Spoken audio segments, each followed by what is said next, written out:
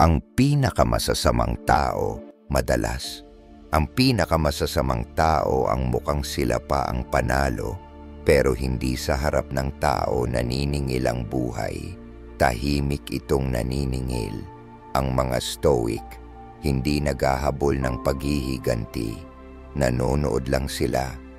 Dahil habang tahimik kang nagpapagaling, gumagana na ang karma. At kailanman, hindi ito pumapalya. Alam kong minsan, pakiramdam mo ay hindi patas. Ibinigay mo ang lahat, nagmahal ka ng totoo, at nanatiling tapat kahit sa mga kwarto kung saan kinakaladkad ang pangalan mo. Pero bakit parang yung mga nagsinungaling, nang iwan, at nagtaksil pa ang siyang masaya, kuminang, at nagtagumpay? Pero kung iisipin mo, parang may mali. Diba? Kasi ang nakikita mo ay maskara lang. At ang karma, walang pakialam sa maskara. Ang hanap nito ay katotohanan. Hindi ito tungkol sa pait, kundi sa kaliwanagan. Tungkol ito sa pag-unawa kung ano talaga ang nangyayari sa likod ng mga eksena kapag may taong iniwan ng isang bagay na totoo at kunwaring wala lang yon. Tungkol ito sa mga tahimik pero makapangyarihang palatandaan na may pinagdadaanan na sila, hindi sa harap ng madla, kundi sa katahimikan ng sarili nilang buhay. Ito rin ang parehong katahimikan na itinuro ng mga Stoic tulad ni Marcus Aurelius na hanapin, hindi bilang kahinaan, kundi bilang karunungan. Dahil sa katahimikan na yon, ang katotohanan ang siyang pinakamalakas magsalita. Kung pinahahalagahan mo ang ganitong uri ng content, yung nagbibigay ng tunay na paghilom, perspektibo at kapangyarihan sa buhay mo, isa lang ang simpleng pakiusap ko. Pindutin mo ang subscribe button para wala kang mamiss sa mga aral na sabay nating binubuo. Tara, simulan na natin. Tahimik na paghilom versus maingay na pagpapanggap. Sabi nila, ang paghilom ay tahimik. Pero scroll ka lang sa feed mo ng 5 minuto, parang lahat ay sumisigaw tungkol sa bagong kabanata ng buhay nila. Yung mga taong minsang nagsinungaling sa'yo, minamaliit ang halaga mo o basta na lang nawala. Sila pa ang pinakamaiingay online. Bawat post parang pinagplanuhan, bawat ngiti parang ensayado. Makikita mo ang mga sunset, smoothie bowls, spa days, at mga caption na puno ng salitang peace, growth, at divine timing. Sa unang tingin, makakaapekto yun sa'yo. Mapapaisip ka, masaya ba talaga sila nun pa? Ganun lang ba talaga kabilis silang nakamove on? Ako lang ba ang nasaktan? Pero sandali lang, huminto tayo't maging totoo. Dahil ang tunay na kapayapaan, hindi kailangang i-anunsyo. Ang tunay na paglago, hindi kailangan ng filter o hashtag. Ang totoo, kapag talagang payapa na ang isang tao, wala na siyang kailangang patunayan. Hindi sila nagpe-perform para sa algorithm. Tahimik lang silang namumuhay, buo at malalim. Alam na ito ng mga Stoic noon pa man. Isinulat ni Marcus Aurelius, huwag mong aksayahin ang oras sa pagtatalo kung ano ang dapat na mabuting tao. Maging isa ka. Ibig sabihin, kung tunay kang healed, ipamuhay mo ito. Hindi mo kailangang kumbinsihin ang mundo. Ikaw na mismo ang patunay. Pero yung mga nanakit sa'yo, yung mga nakasira talaga, sila ang may instant PR campaign pagkatapos ng lahat. At bakit? Kasi may hindi mapakaling bahagi sa loob nila. Yung walang hintong pagpo-post, yung pagpapakitang okay sila, hindi yon lakas. Overcompensation yon. Isang di sinasadyang paraan ng pagsasabing, tingnan mo ako, okay ako, wala akong nawalang mahalaga. Pero meron, at alam nila yon sa kaibuturan. Ang iyong lakas at panloob na kapayapaan. Dito na pumapasok ang kapangyarihan mo. Huwag mong hayaan na hilahin ka ng pagpapanggap nila palayo sa sentro mo. Huwag mong ikumpara ang tahimik mong paghilom sa maingay nilang drama. Tandaan mo, kapag may sumisigaw ng ayos lang ako, malamang ay hindi sila talaga ayos. Ang kapayapaan ay tahimik, ang insecurity ang maingay. Kapag sinimulan mong habulin ang highlight reel nila, nawawala ang bigat ng sarili mong katotohanan. Sabi ni Carl Jung, ang kahihiyan ay isang damdaming kumakain ng kaluluwa. Maraming tao, lalo na ang mga nakapanakit at basta na lang umalis, ay may dalang kahihiyan kahit hindi nila ito inaamin. Ang kahihiyang iyon ang nagtutulak sa kanilang magpakitang parang lampas na sila doon. Pero ang kahihiyan, gaya ng karma, ay tahimik. Namamalagi ito sa mga sandaling walang nakakakita at kahit gaano karaming social media post, hindi nito kayang takpan. Nakakatuksong i-scroll at suriin ang bawat post. Nakakatuksong itanong, nagbago na ba sila? Naka-upgrade na ba sila? Nagsisi ba sila kahit kailan? Pero huwag mong ibigay ang kapayapaan mo sa isang ilusyon. Sabi ni Plato, ang pinakamalaking tagumpay ay ang mapagtagumpayan ng sarili. Gawin mo yang gabay. Ang katahimikan mo, ang disiplina mo, ang kakayahan mong manatiling nakatutok sa landas mo, iyan ang tunay mong lakas. Iyan ang paraan ng Stoic, hindi gumanti, hindi pumatol, kundi tahimik na umangat. Hindi mo kailangang patunayan na nagpapagaling ka. Hindi mo kailangang ipaliwanag na okay ka na. Ang presensya mo kung paano mo dalhin ang sarili mo, kung paano ka makitungo sa iba, kung gaano ka kalalim na kumilos sa mundong ito, iyan na mismo ang patunay. Sabi ni Aristotle, tayo ay kung ano ang paulit-ulit nating ginagawa. Kaya kung kumikilos ka ng may integridad, respeto sa sarili, at konsistensya, hindi mo kailangang patunayan ang kahit ano, ikaw na ang ebidensya. Kaya hayaan mo silang mag-post. Hayaan mo silang magpanggap. Hayaan mo silang likhain ang bersyon ng realidad na nagpapagaan sa pagkakakulang nila. Buhay nila yon.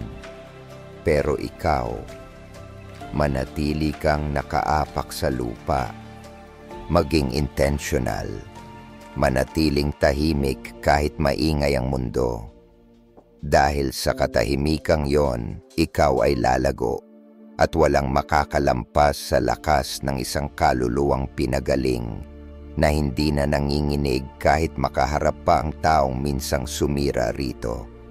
nagkukunwaring wala lang. At isang paalala, huwag mong ipagsama ang liwanag sa spotlight sa tunay na tagumpay. Sabi ni Socrates, ang buhay na hindi sinusuri ay hindi karapat-dapat ipamuhay. Maraming tao ang umiiwas sa pagninilay, puno ang oras nila ng ingay, abala, at pagpapakitang tao. Pero hindi ikaw. Humarap ka sa sarili mo. Tinanggap mo ang sakit. Pinagdaanan mo ang mabibigat na proseso sa loob, yung hindi kayang gayahin ng kahit anong filter. Kaya sa susunod na makita mo ang post nila o sa sandaling mahuli mong ini-scroll ang buhay nila at nagtatanong kung okay nga ba sila, huminto ka, huminga. Paalalahanan mo ang sarili mo. Ang tunay na kapayapaan ay hindi nagpapakita sa feed. Namumuhay ito. At ikaw, namumuhay ka roon. Tahimik, matatag. Hindi ito kahinaan. Ito ay pag-unlad. Totoong ebolusyon. Tuloy mo lang. Hayaan mong sila ang magbenta ng pantasya habang ikaw ay gumagawa ng realidad. Hindi palaging malakas ang pagsabog kapag may gumawa ng masama. Minsan, dahan-dahang bumubuhos ang kabayaran. Hindi sa apoy, kundi sa mga puwang.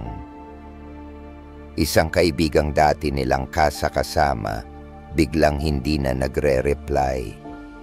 Isang interview na inasahan nila, hindi na nasundan.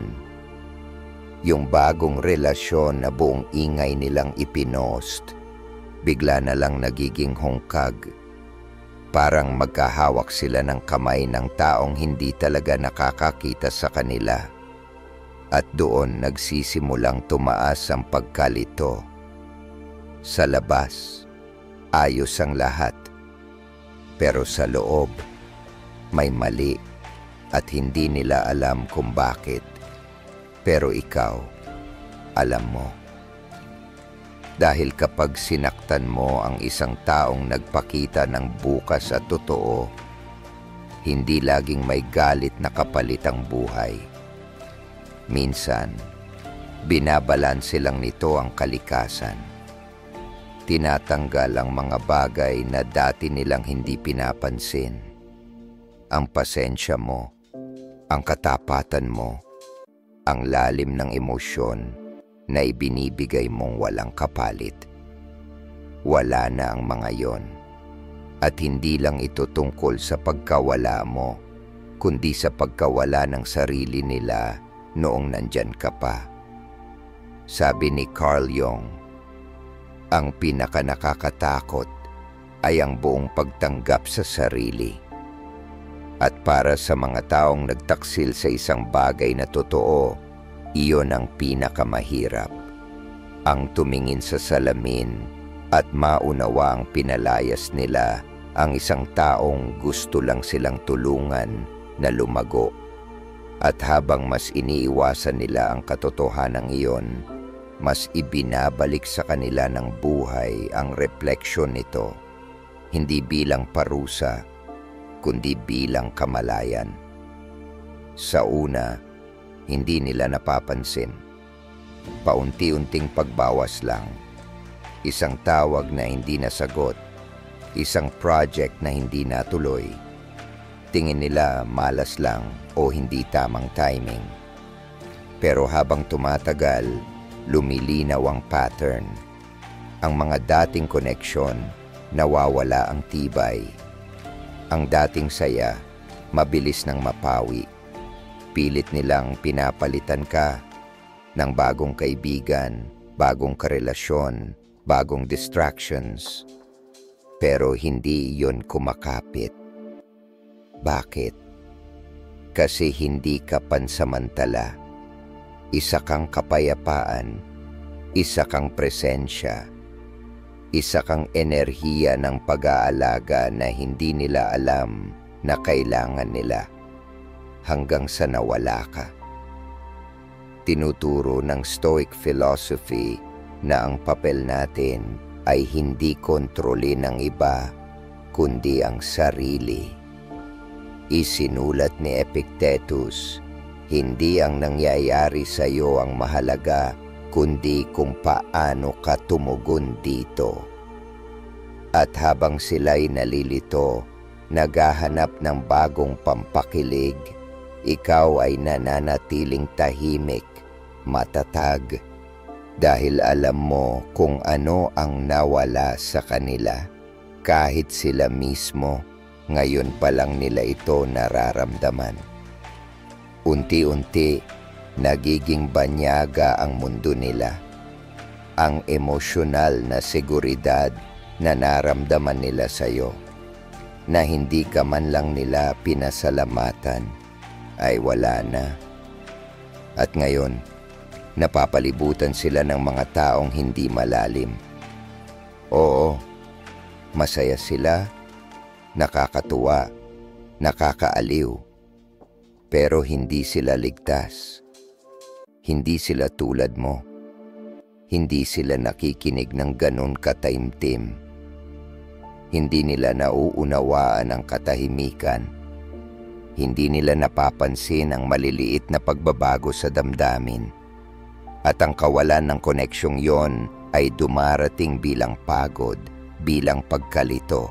Sabi ni Plato, mapapatawad natin ang isang batang takot sa dilim. Ang tunay na trahedya ay kapag ang tao ay takot sa liwanag. At yun ang nangyayari dito. Takot sa liwanag. Takot sa kaliwanagan. Dahil ang kaliwanagan ay nangangahulugang harapin ang katotohanang may hawak silang bagay na dalisay, totoo, at isinantabi nila ito na parang pwedeng palitan. Pero hindi ka lang basta tao, ikaw ay tahanan. At ngayon, kahit ilang lugar pa ang takbuhan nila, kahit ilang tao pa ang lapitan nila, hindi nila mahanap ang parehong pakiramdam. Dahil hindi lang atensyon ang inialok mo, enerhiya ang ibinigay mo. Sagradong enerhiya. Yung hindi kayang gayahin. Yung hindi madaling matagpuan. Yung hindi nauulit. Ang mga Stoic ay naniniwala sa pagkakahanay ng sarili sa kalikasan, sa katotohanan, sa integridad. Sabi ni Marcus Aurelius, kung hindi tama, huwag mong gawin. Kung hindi totoo, huwag mong sabihin. Kapag nilabag ng isang tao ang panloob nilang katotohanan, kapag sila'y nandaya, nagkunwari, o nagtaksil, hindi lang nila sinasaktan ang iba. Sila ang nasaktan sa sarili nilang ginawa. Sila ang sumira sa sarili nila. Naputol ang koneksyon nila sa sariling moralidad at mula roon, nagsimula ang pagkabalisa.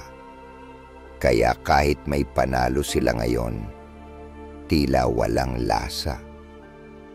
Kahit mukhang maayos ang takbo ng buhay, may puwang sa ilalim. Dahil walang buo kapag hiwalay ka sa kung sino ka talaga. At yung version nila na may access sa presensya mo, sa pag-aalaga mo, sa pagpapatawad mo, wala na. Wala nang mababaw na ligaya ang makakatapal doon. Sabi ni Aristotle, ano ang kaibigan? Isang kaluluwang nananahan sa dalawang katawan. Ang nawala sa kanila ay hindi lang isang kaibigan o kasintahan o kasama, na ipagpalit nila ang koneksyon ng kaluluwa.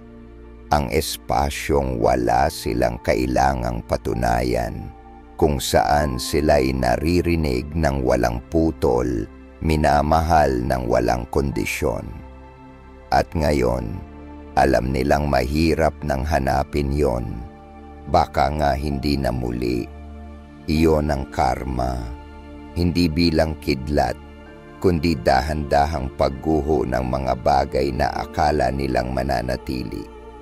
Hindi mo isinara ang pinto ng malakas. Tumigil ka lang sa pagbubukas nito. Maaaring hindi nila sabihin ng lantaran. Maaaring magpanggap pa rin silang ayos lang sila. Pero ang katotohanan ay palaging kasama nila. Sa gabi, sa katahimikan, sa mga hindi na natanggap na mensahe, sa mga sandaling napagtanto nilang ang mga taong nasa paligid nila ay kilala lang ang bersyon nilang nagkukunwari. Gawin mong kapayapaan mo yon. Hindi mo kailangang makipaglaban.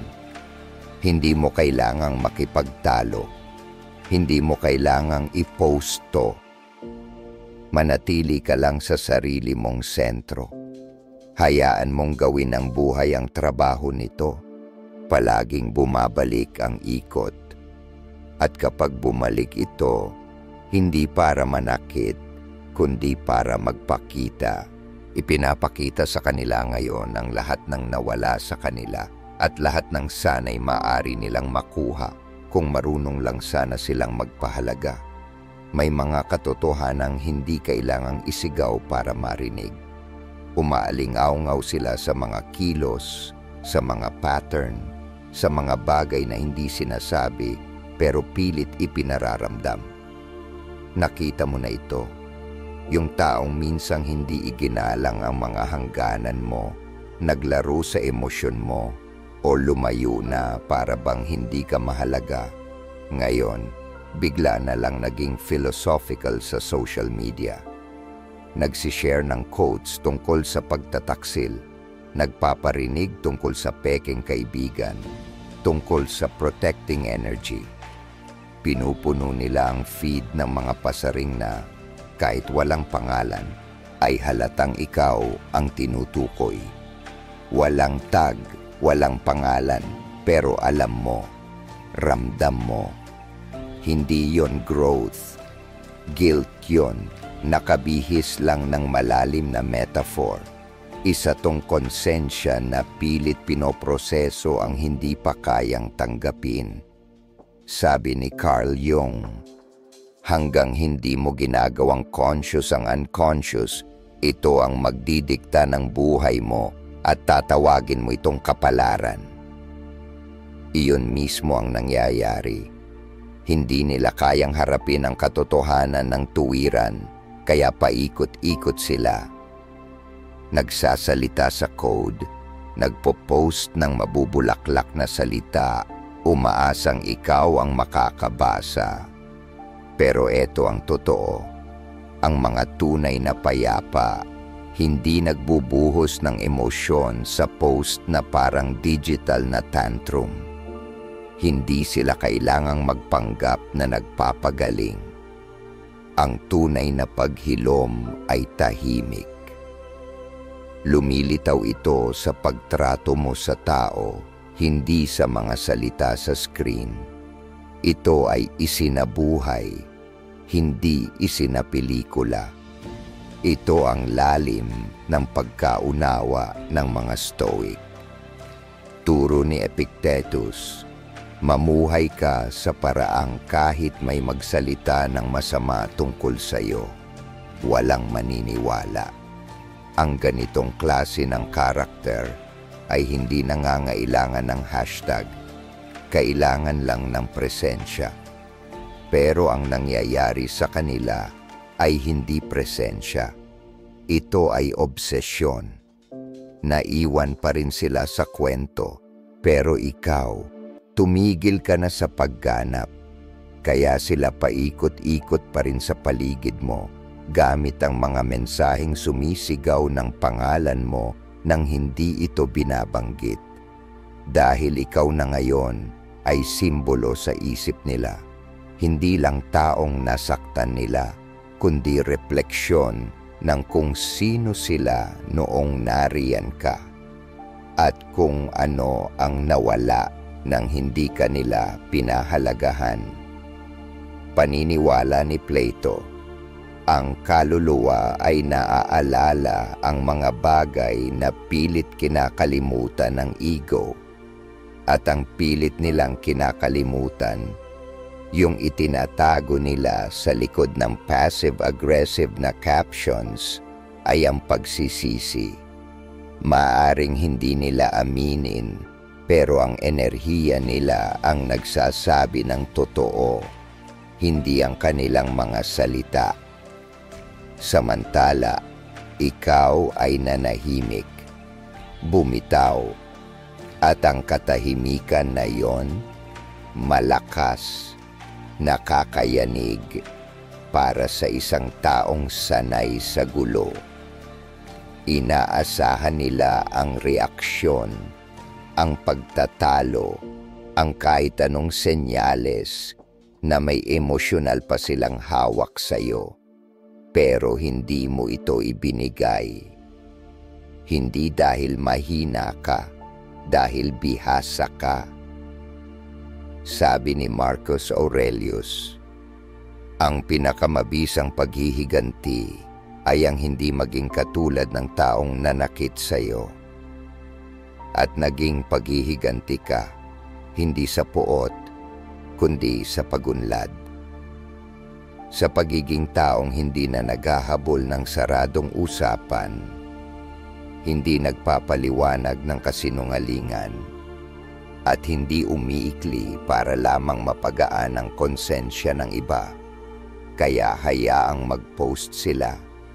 Hayaan mong baluktutin nila ang kwento para gumaan ang loob nila.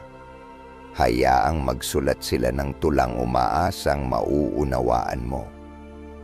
Dahil ang totoo, nagpapatunay lang yon na nasa nakaraan pa rin sila, habang ikaw, tuloy-tuloy na ang lakad. Hindi mo kailangang may patunayan, hindi sa kanila, hindi sa kahit sino. Sabi ni Aristotle, maaaring ituring ang karakter bilang isa sa pinaka-epektibong paraan ng paniniwala. At ang karakter mo, kung paano mo bitbitin ang sarili mo ng walang pait, kung paano ka manahimik ng hindi nagpapatalo, ay nagsasalita ng mas malakas kaysa sa anumang post. Dito nagsisimula ang tunay mong kapayapaan. Hindi lang sa pagkakawala mo sa drama nila, kundi sa pagkaalam mong wala kang nawala sa paglayo. Sila ang nawalan. Nawalan sila ng taong totoo ang malasakit, at ngayon, tinatangkang isulat ka muli. Tinatangkang isulat ka nilang muli sa kwento nila, gamit ang malalabong mensahe at kalahating ginawang mga quote tungkol sa paghilom. Pero hindi na iyon ang kwento mo. Hindi ka na karakter sa palabas nila. Ikaw na ang may akda ng sariling kabanata. Kaya manatili kang tahimik, manatiling panatag, dahil ang katahimikan mo ang nagsisilbing salamin nila. At habang tumatagal ang pagtitig nila rito, lalo silang napipilitang makita ang sarili nila. Hindi ang bersyong ipinapakita sa mundo, kundi ang katotohanang nakatago sa likod ng mga filter. Hindi iyon kalupitan, iyon ang karma. At ang maganda, ni isang daliri, hindi mo kinailangan galawin. Ang panloob na bitak, may kakaibang nangyayari sa isang taong nanakit ng isang totoong nagmalasakit sa kanila. Sa simula, parang wala lang. Binabalewala nila, tinatawanan, agad na lumilipat. Masyadong mabilis pa nga. Sasabihin nilang, ang drama mo o masyado kang emosyonal, na para bang ang kakayahan mong magmahal ng malalim ay isang kapintasan. Pero maghintay ka lang at obserbahan. Yung taong yan na minsang tinawanan ng pagiging totoo mo ay dadaan sa buhay na may dalang tahimik na pagdududa. Hindi na sila lubos na nagtitiwala. Lumiit ang mundong ginagalawan. Kumitid ang mga ngiti at ang mga relasyon nila. Pakiramdam nila, hindi na ligtas. May nagbago, hindi sa panlabas, kundi sa kaibuturan. Para bang may bitak sa pundasyon. Dahil kapag pinagtaksilan mo ang isang taong mabuti sa'yo, hindi lang siyang nawawala. Nawawala rin ang tiwala mo sa kabutihan. Hindi mo na rin makilala kung alin ang totoo dahil kahit ang mabuting intensyon, pinagdududahan mo na. Ipinaliwanag ito ni Carl Jung ng malinaw. Ang pag-alam sa sariling kadiliman ang pinakamabisang paraan upang harapin ang kadiliman ng iba. Kapag lumampas ka sa linyang akala mong hindi mo kayang tawirin, hindi na yon nalilimutan ng isipan mo. Nagsisimula itong i-project sa lahat. Kaya ngayon, bawat kabutihang natatanggap nila ay may halong hinala. Bawat papuri may kalakip na tanong. Inaasahan nilang lahat ay manloloko tulad ng panlolokong nagawa nila. Lahat ay aalis tulad ng pag-alis nilang walang paalam. Lahat ay magmamanipula tulad ng ginawa nila. Bakit? Dahil alam nila kung ano ang kaya ng tao, dahil nakita nila ito sa sarili nila. Tahimik na pagguho ng karma. Ito ang isa sa pinakatahimik na paraan ng karma. Hindi palaging may sabog o drama. Minsan, dumarating ito bilang unti-unting pagkabulok ng panloob na mundo. Parang tubig na paulit-ulit sa bato, hanggang sa humina ito. Ang dati nilang kumpiyansa ay napalitan ng pag-iingat. Ang tawa nila naging kalkulado. At bago pa nila mapansin, nagsimula na silang magtayo ng mga pader. Hindi para hadlangan ang iba, kundi para pigilan ang sariling konsensya sa pagtagas. Sabi ni Aristotle, ang pagkilala sa sarili ang simula ng karunungan. Pero karamihan, tumatakbo palayo sa katotohanang iyon. Pinupuno ang sarili ng ingay ng bagong muka ng mga schedule na puno. Anumang makalilimot sa katahimikan kung saan nandoroon ang katotohanan. Pero hindi nawawala ang katotohanan. Naghihintay lang ito at kalaunan bumabalik ito sa anyo ng self-doubt. Yung munting tinig na pabulong na nagsasabi, paano kung ako ang may problema? At habang iniiwasan nila ang tinig na yon, lalong lumalakas. Ito ang dahilan kung bakit mahalaga ang Stoicism. Hindi lang para sa panlabas na hamon, kundi para sa panloob na kaliwanagan. Sabi ni Marcus Aurelius, ang kaluluwa ay namumulaklak sa kulay ng ating mga iniisip. Kapag puno ng hiya, pagsisisi at pangamba ang isip, nagiging salamin ito ng buong buhay. Maaari kang magkunwaring matatag. Maaari mong sabihing wala kang pakialam. Pero kung gumuho na ang loob mo, makikita rin ito. Ang lakas mo, ang salamin nila.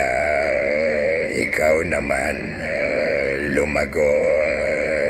Hindi sa pagtayo ng pader, kundi sa pagtatakda ng hangganan.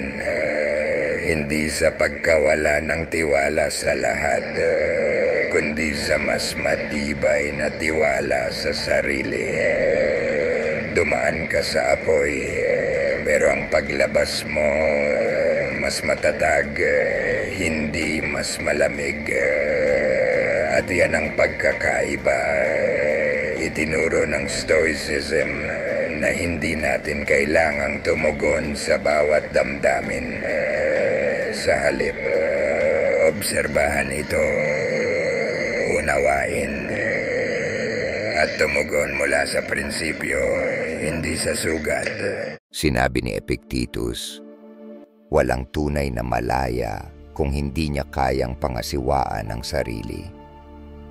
Iyan ang tunay mong kalayaan, ang kakayahang makaramdam ng hindi kinokontrol ng damdaming iyon.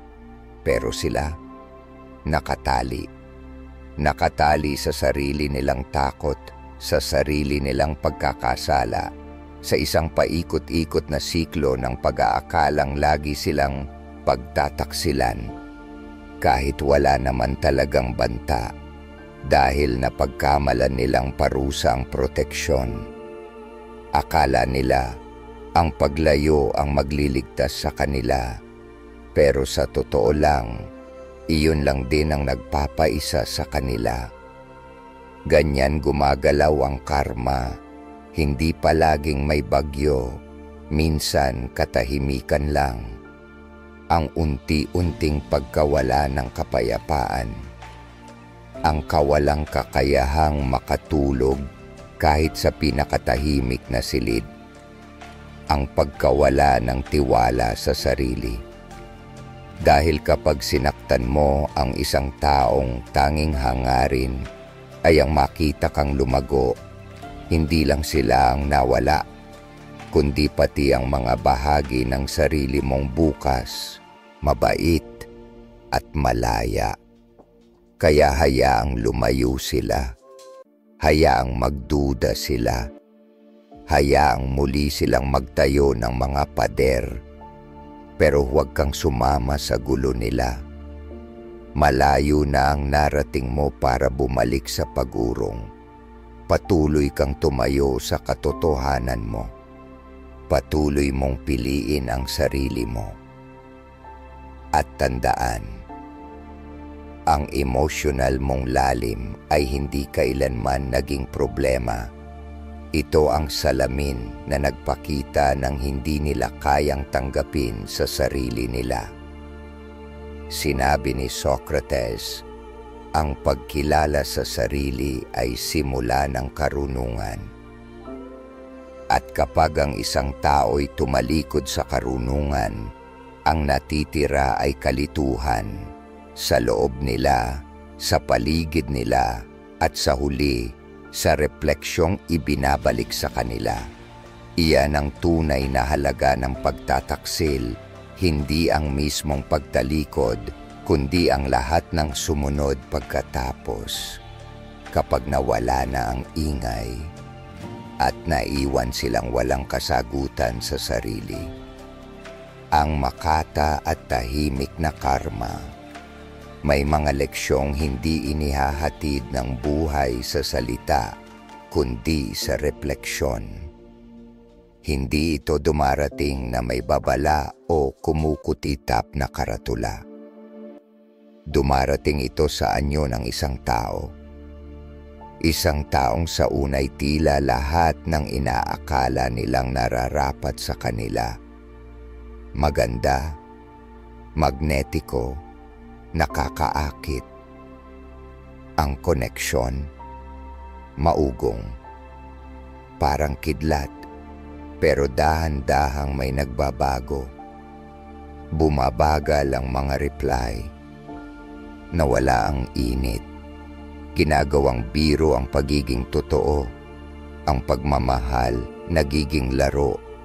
At bigla na lang silang iniwang nalilito nasasaktan, at inuulit-ulit sa isip ang bawat maliit na detalye. Pamilyar ba? Hindi iyon aksidente. Iyon ang karma sa pinakapayapang anyo. Dahil ang karma, kapag nais talagang magturo, hindi sumisigaw, nagpapakita. Nagdadala ito ng isang tao sa buhay nila na kumikilos tulad ng ginawa nila noon. Hindi para parusahan, kundi para ipakita.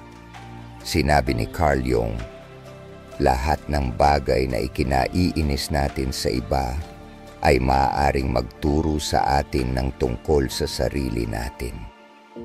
Kapag ang refleksyon ay nagsimulang kumirot, kapag ang trato sa kanila ay naging masyadong pamilyar, doon nagsisimula ang tunay na pag-unawa kahit ayaw pa nila. Dati, tinatawanan nila ang pagiging emotional mo.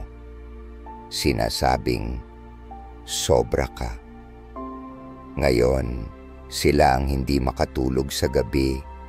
Iniisip kung sila'y naging masyadong bukas, kung sila'y nagpakita ng damdamin agad, kung sobra silang nagmahal. Dati, pinandidirihan nila ang katapatan mo. Ngayon, uhaw sila sa katapatan, pero ang nakukuha nila'y malamig na balikat. Hindi ito basta pagkawasak ng puso, ito'y pagbukas ng mata. Iyan ang parehong sakit na minsang ibinigay nila, bumabalik hindi bilang paghihiganti, kundi bilang pagtuturo. Ang di maiiwasang balanse.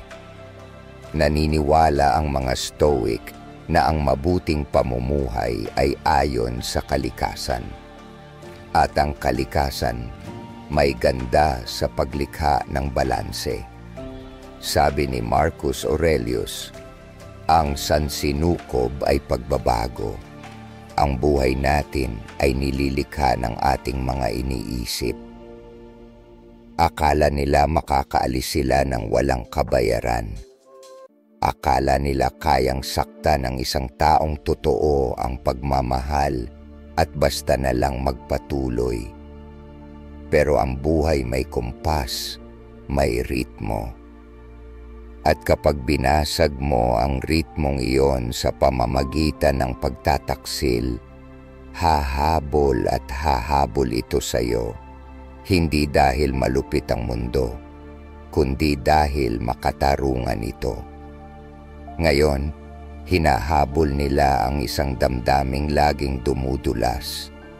Isang taong nagbibigay ng sapat para sila'y manatili, pero hindi kailanman sapat para sila'y makaramdam ng katiyakan. Nagpo-post sila, umaasang may reaksyon. Ang natatanggap nila, katahimikan. Nagbubukas sila, pero nilalait. Naghahanap sila ng linaw, pero ang kapalit, kalituhan.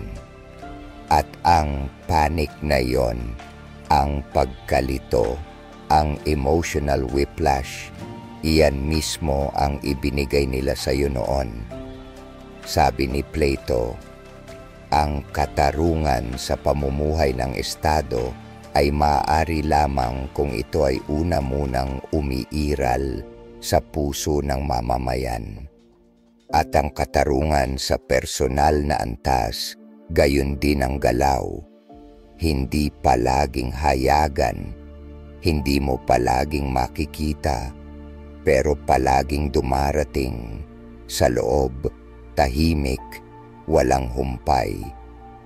Maaring hindi mo sila marinig na umamin. Maaring hindi nila sabihing, ginawa ko ito noon sa isang tao, pero mararamdaman nila ito. Tuwing napapaisip sila sa mensaheng di sinagot, tuwing kinukwestiyon nila ang sariling halaga, tuwing umiiyak sila para sa taong hindi na nagmalasakit, gaya ng dati nilang hindi pagmalasakit, hindi kailangan ng salita, para sa realisasyong yan. Nakatira ito sa kanilang katahimikan. Narito ang katotohanan. Hindi sila pinarurusahan. Ipinapakita lamang sa kanila na ang buhay ay hindi laban sa kanila. Ibinabalik lang nito ang enerhiyang minsan nilang ibinuhos sa mundo. Naniniwala si Socrates na ang buhay na hindi sinisiyasat ay hindi karapat-dapat ipamuhay. Pero hindi lahat may tapang na tingnan ang sarili, hanggang sa maging malinaw ang salamin at hindi na kayang balewalain. At yan ang karmic na koneksyon. Isang salamin. Nais nilang maniwalang hindi sila kayang galawin, na kaya kanilang saktan, at basta na lang umalis nang walang kahit anong kapalit. Pero may paraan ng sakit para bumalik, hindi para manakit, kundi para magturo. Hindi para wasakin, kundi para gisingin. Hindi ito tungkol sa paghihiganti. Ito'y tungkol sa pag-unawa. Sa unang pagkakataon, nagsisimula na silang maunawaan ka. Dahil kahit anong gawin nilang kontrol sa kwento, hindi nila kayang kontrolin ang nararamdaman. Ang kirot, ang kawalan, ang pakiramdam na may totoong nawala. At sila ang dahilan kung bakit ito nawala. Ngayon, gaano man karaming ligaw na aliw ang habulin nila, may bahagi sa kanilang hindi makaiwas sa paghahambing ng bawat bagong koneksyon sa kung anong meron sila noon at hindi nila naingatan. Sinulat ni Aristotle, tayo ay kung ano ang paulit-ulit nating ginagawa, kaya't ang kahusayan ay hindi isang kilos, kundi isang ugali. At kung ang pananakit ay naging ugali, ang buhay ay may sariling paraan ng pagbabalik ng parehong enerhiya. Sa huli, hindi na ito maikakaila. Hindi lang sila nasasaktan, ipinapakita lang sa kanila ang sarili nilang refleksyon. Kapag tumingin sila sa mga mata ng taong tinrato sila gaya ng pagtrato nila sa iyo, wala na silang mapagtaguan. Kaya hayaan mong makatagpo sila ng katapat. Hayaan mong malasahan nila ang kalituhang minsan nilang ipina-experience. Hayaan mong maramdaman nila ang katahimikang dating umaaling-aungaw sa puso mo. Dahil hindi ito parusa, ito ang proseso. Kung pipiliin nilang matuto rito, mabuti. Kung hindi, landas nila yan. Ikaw, malayo ka na. Mas malinaw, mas magaan, at sa wakas ay malaya na mula sa pasaning ikaw lagi ang kailangang masaktan ng sobra. Hayaan mong tapusin ng karma ang sinimulan nito, tahimik, totoo at buo. Minsan, ang pinakamaingay na hustisya ay yung sila lang ang nakaririnig. Hindi mo kailangang habulin ang closure. Ikaw na mismo ang closure. Hayaan mong gawin ng buhay ang trabaho nito at panatilihin mong sagrado ang iyong kapayapaan. Kung may tinamaan sa iyo sa mga salitang to, mga damdaming hindi mo maipaliwanag noon, may isa pang video na naghihintay sa screen. Baka yun na mismo ang kailangan mo sa susunod. Maraming salamat sa paglalakad sa landas na ito kasama namin dito sa Ang Stoic na Paraan, kung saan ang paghilom ay hindi kailanman maingay, pero laging totoo. Hanggang sa muli, manatiling nakaugat, manatiling payapa, at hayaan mong ang paglago mo ang magsalita.